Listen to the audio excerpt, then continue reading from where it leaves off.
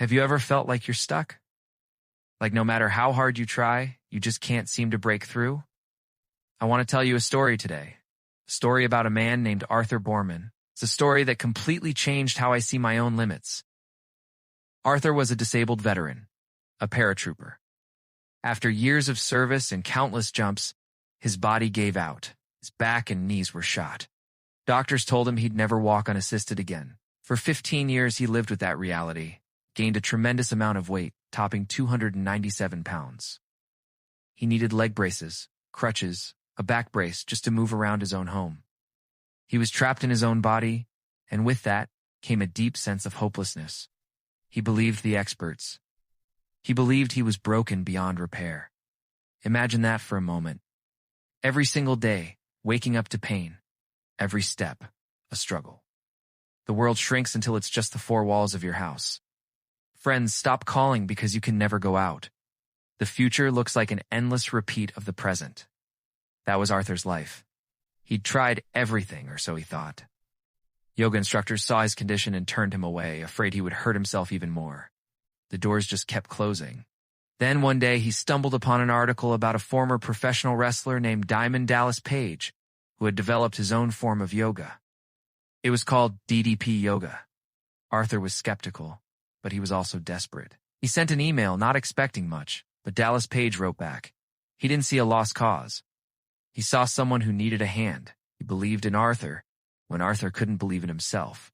So Arthur began, and it was brutal. Couldn't even stand on his own. He fell. Over and over again. He'd lie on the floor, sweat pouring down his face, his body screaming in protest. Most people would have quit. They probably would have quit. It seemed impossible. But with every fall, something inside him shifted. He was getting back up. Dallas's voice on the videos kept encouraging him, telling him to make the program his own, to modify the moves, to just keep going. Slowly, painstakingly, something incredible started to happen. The first time he held a balancing pose for a few seconds without his crutches, it was a monumental victory. It was a tiny crack of light in a decade of darkness. He kept showing up day after day, started documenting his journey, filming himself. Not for fame, but for himself. To prove he was still fighting, changed his diet, cutting out processed foods and gluten. The weight started to melt away. 10 pounds, 20, 50. As the weight dropped, his strength grew. The movements that were once impossible became manageable. The falls became less frequent. His braces started to feel looser. He was reconnecting with his own body, a body he had considered an enemy for so long. In 6 months, Arthur had lost 100 pounds. Think about that. 6 months of relentless consistency. But the weight loss was just a side effect. The real transformation was happening on a much deeper level. One day, he did something the doctor said was impossible. He stood up, steady and strong, without his braces, without his crutches, and then he took a step, and another, and another. But he didn't stop there. This man who was told he'd never walk again started to run. He ran.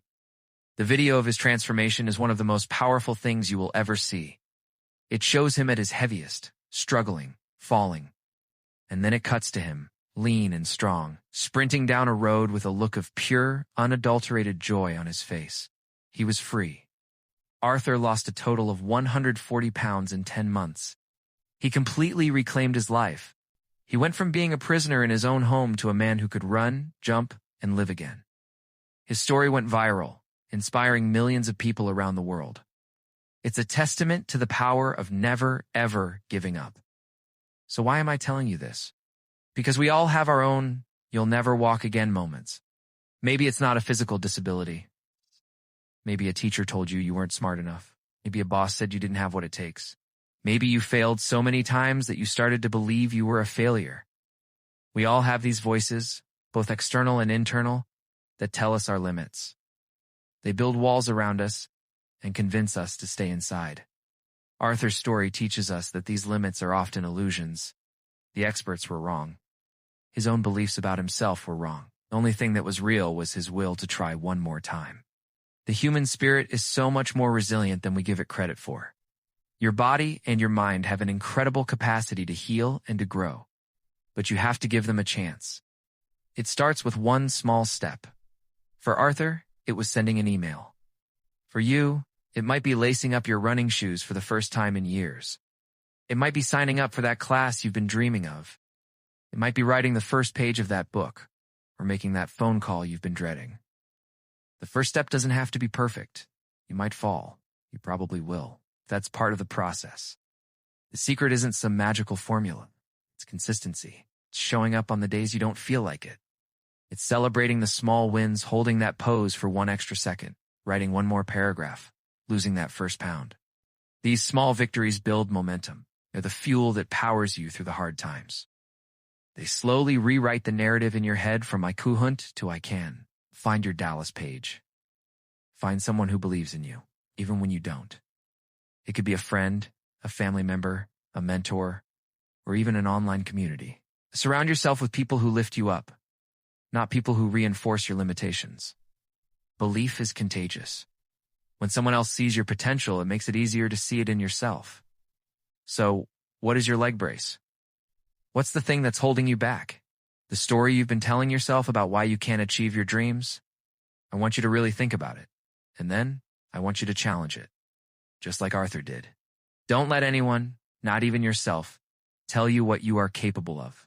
Your potential is not a fixed point. It's an ever-expanding horizon. Next time you feel like giving up, remember Arthur Borman. Remember him falling and getting back up. Remember him running, free and triumphant. If a man who was told he would never walk again can learn to run, what can you do? What impossible thing can you make possible? Your story is not written yet. You hold the pen. Start writing a new chapter today. Thanks so much for watching. If this story moved you, please give this video a thumbs up and subscribe for more content that I hope will inspire you on your own journey. Let me know in the comments what challenge you're going to take on. I'd love to hear about it. See you next time.